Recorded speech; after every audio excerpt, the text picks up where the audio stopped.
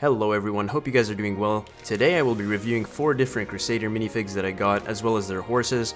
I'll link the website down below if you're interested in picking these up, but without further ado, let's get into the speed build.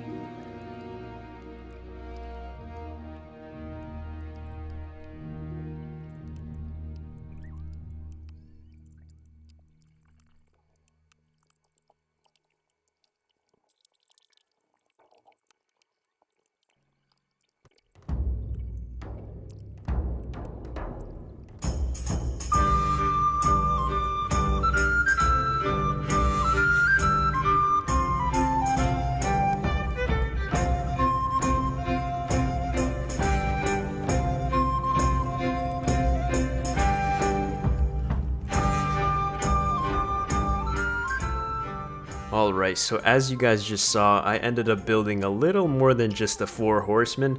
These minifigs are honestly just amazing. You can see that they all come with a banner with their representing order, which is a printed piece that just attaches onto the pole. I have to say though, the horse bardings look very realistic. With the armor on, the horse's points of articulation are pretty much fully blocked. I mean, you can still move the head down if you'd like to, but it really looks best in this position.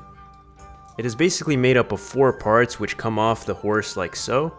I should also mention that having the horse barding come apart in 4 different pieces makes the horse more customizable. For example, you can remove the back part of the armor and instead replace it with a saddle. Better yet, you can remove the front part and replace it with a whole different horse barding, which is always great to have that option. And then we have a rider here who has a waist cape, which also comes with the horse and attaches onto the minifig's legs. However, this does make the minifig look quite funny, so I wouldn't use the waist cape while the minifig is dismounted, but when we put him on the horse, it just looks amazing.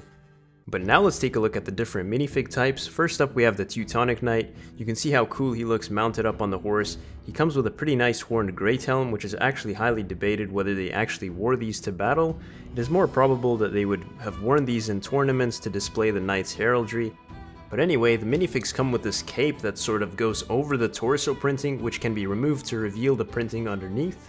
I feel like it is best to remove the cape while the minifig is dismounted because it reveals some of that amazing printing. Next up we have the Knights Hospitaller, which were originally dedicated to providing medical care for pilgrims, but later on expanded to form their own military branch. This minifig is wearing a fully black surcoat with the white cross resembling their order, and here is what the printing looks like without the cape. This minifig comes with that same horned great helm, but in black. Great minifig all around. Next we have the Knight of the Holy Sepulchre, who were responsible for protecting pilgrims traveling to sacred sites. This knight comes with an amazing nasal helm, which we will take a closer look at later. And here's the printing on this minifig. I gotta say, I love the chainmail printing on the sides there. And lastly, we have the most popular Crusader order, the Knights Templar. This order consisted of the most skilled fighters of the Crusades. They were a highly trained elite unit that helped win many battles during the Crusades. This minifig comes with a nasal helmet as well, and here's the printing under the cape. Again, I love the full printing all around. It looks like he even has a little cross there dangling from his belt. This is by far my favorite minifig of the bunch, which is why I built more of them. Do let me know down in the comments which minifig you like the most.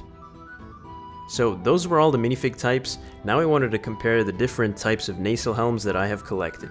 Firstly, we have the nasal helmet that LEGO produces. Here we have the Brick Warriors nasal helmet, and the nasal helmet from the minifigs from my other video, and here is the helmet from the Crusader minifigs. The helmet LEGO makes looks fine, but I feel like the chainmail curves out too much from the helmet. The helmet from the Brick Warriors, on the other hand, looks better, however it leaves the rest of the head dangerously exposed, meaning it's best to be worn in conjunction with the chainmail head print.